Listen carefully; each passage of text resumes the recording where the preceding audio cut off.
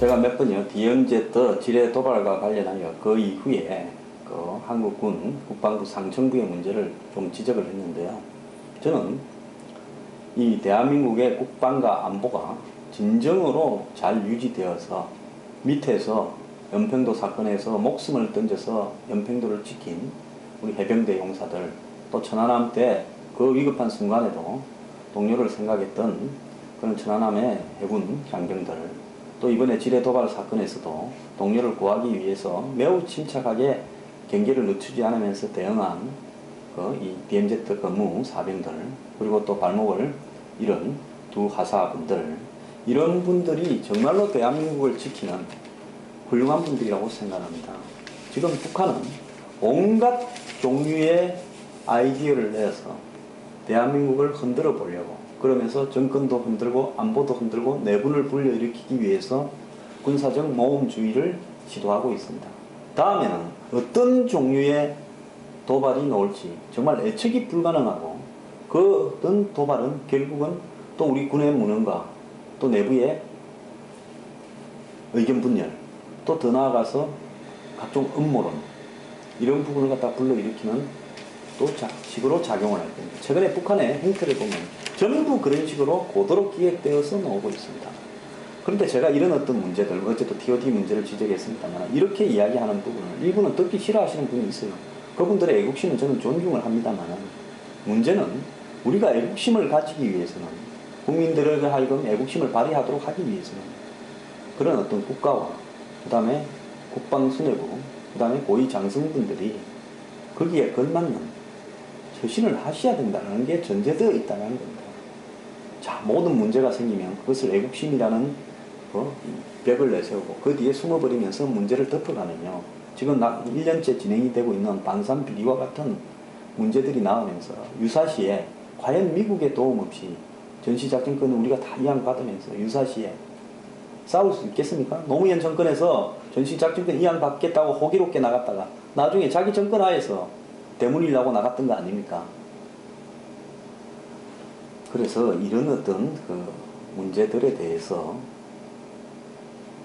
예를 들어서 안보는 튼튼히 하고 북한에 대해서 철저하게 보복을 하고 다시는 도발하지 못하도록 정신 차리게 해야 되는데, 거기에 따르는 우리 군의 대응과 사전 방비책과 또 당하고 난 뒤에 허둥대는 모습과 몇 가지 팩트가 안 맞는 측면과 또 그런 부분들이 혹시 비리와 연관이 있지 않나 하는 의심이 확산되고 있는 부분과, 더 나아가서 기껏해야 확성기 틀어서 풀 베고 나무 베겠다라는 이런 어떤 부분을 통해서 한마디로 양치기 소년처럼 계속 북한에 실효가 없는 목소리만 높이다 보니까 북한이 이제는 겁을 안 내는 단계에 간 게 아닌가, 이런 부분을 지적하고자 하는 겁니다. 오는 10월 10일 북한의 노동당 창건일을 전후해서 북한이 핵이나 미사일 또는 재래식 도발 형태로 큰 어떤 군사적 모험을 할 가능성이 높다는 것이 미국의 정보 당국으로부터도 나왔고 여러 군데서 그런 이야기가 나오고 있습니다. 북한은 현재 미국의 임기가 17개월인가 남아있는 오바마 정권하고도 순탄치가 않고요. 더 나아가서 박근혜 정부하고는 대화를 하지 않겠다고 선언을 했습니다. 나머지 국가들하고도 그래 원활하지가 않습니다. 이런 상황에서 북한이 돌파구를 여는 것은 군사적 도발을 저지른 다음에 그것을 갖다가 막기 위해서 외국의 주요 열강들이 개입하는 형태로 통해 가지고 자신들이 협상력을 회복하려고 하는 것이 가장 유력할 걸로 보입니다. 그렇다면 북한의 어떤 도발이 어떤 형태로 나타나고 그것이 앞으로 대한민국의 안보에 얼마나 위협적이고 더 나아가서 대한민국 내부의 허점이나 약점들을 노출시키고 국론이 분열되고 음모론이 또 판을 치는 이런 계기가 되어서는 안 되겠다라는 입장에서 말씀드리는 겁니다. 자, 북한이 좀 더 큰 규모의 재래식 도발을 했고, 안 그러면 핵이나 미사일을 좀 더 위협적이게 했고, 거기에 대응하는 우리의 모습이 지금까지처럼 허둥대는 모습으로 나타났을 때 과연 우리가 북을 제압할 수 있다고 신뢰하는 국민들이 누가 있겠습니까? 그렇기 때문에 정말 우리나라의 국방 수뇌부들이 정신을 차려야 된다고 봅니다. 포클랜드 전쟁 때 영국군 중에서, 자, 영국군이 어디까지 이동했습니까? 아르헨티나 앞에 있는 저 남극에 가까운 포클랜드 제도까지 이동을 한 거 아닙니까? 포클랜드라는 섬을 놓고 그 섬에 자원이 좀 있고 사람은 거의 안 살아요.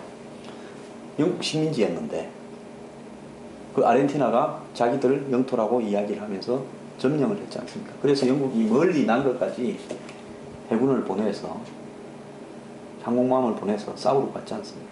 그래서 싸우자마자 영국의 승리로 끝나버렸죠. 그런 어떤 부분에 있어서 왜 영국이 그렇게 압도적으로 한마디로 아르헨티나의 그 당시 군사 정권이고 군부가 굉장히 강했고 자기 앞마당인데 지구를 한 바퀴 돌아서 온 영국 군대를 못 당했는가? 그 부분 당시에 아르헨티나의 군부가 부패했고 한마디로 솔선수범이 없었고 영국군은 귀족도 자녀도 참가하고 상류층의 자녀도 참가해서 영국군 제일 많이 전 사람이 장교라는 거 아닙니까? 대위 중위 소위 같은. 자, 돌격 전쟁은 어쨌든 마지막에는 포격을 하고 나서는 돌격 앞으로 해야 되는데 그 돌격 앞으로에 내가 안 가고 뒤에서 앉아서 너네들 돌격해라 하면 누가 하겠습니까? 그 사람들 다 돌격 앞으로 하다가 총 맞아서 죽은 거죠. 이런 솔선수범이요. 한마디로 군에서 이 기강을 세우고 강한 군을 만드는 원천이라고 생각하고 애국심의 원천이기도 하다고 합니다. 그때 그 장교로 갔던 사람들은 전부 좋은 집안이었어요. 그래서 최근에 영국의 윌리엄 왕자입니까?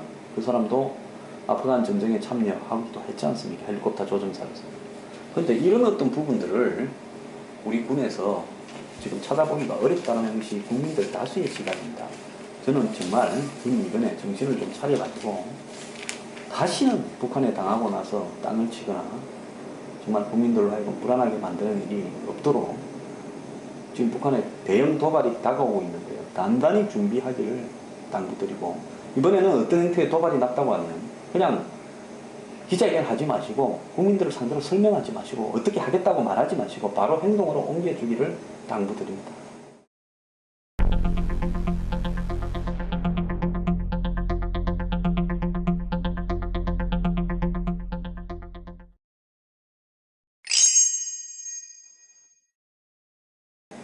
최근에 수석 비서관 회의 등에서 박 대통령이 공무원과 공기업에 기강을 단속했다.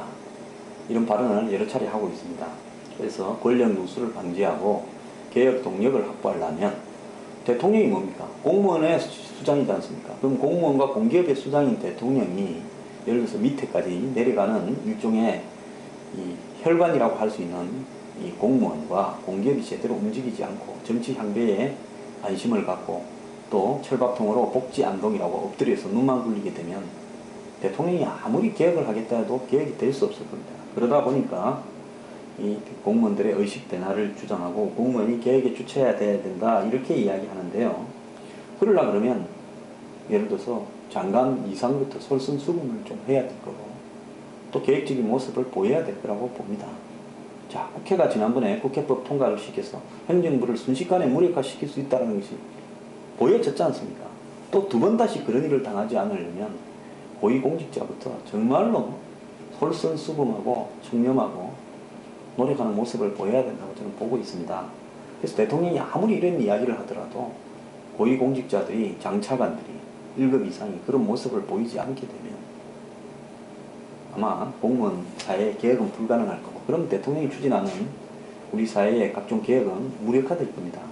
이런 어떤 부분 속에서 총리가 여러 가지 형태로 이 부패 척결을 하고 공직사회를 감찰하겠다는 입장을 밝히고 있는데 저는 황교안 총리가 좀 더 과감하게 대한 총리를 맡았었으니까 모습을 좀 강력한 모습을 좀 보여야 된다고 보고 있습니다.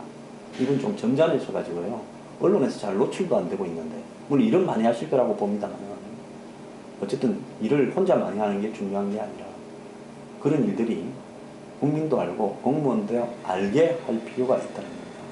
자, 정부가요 지금 이제 기회가 얼마 남지 않았습니다. 지금 공무원들은 계산을 안 해보겠습니까? 생각이 없겠습니까?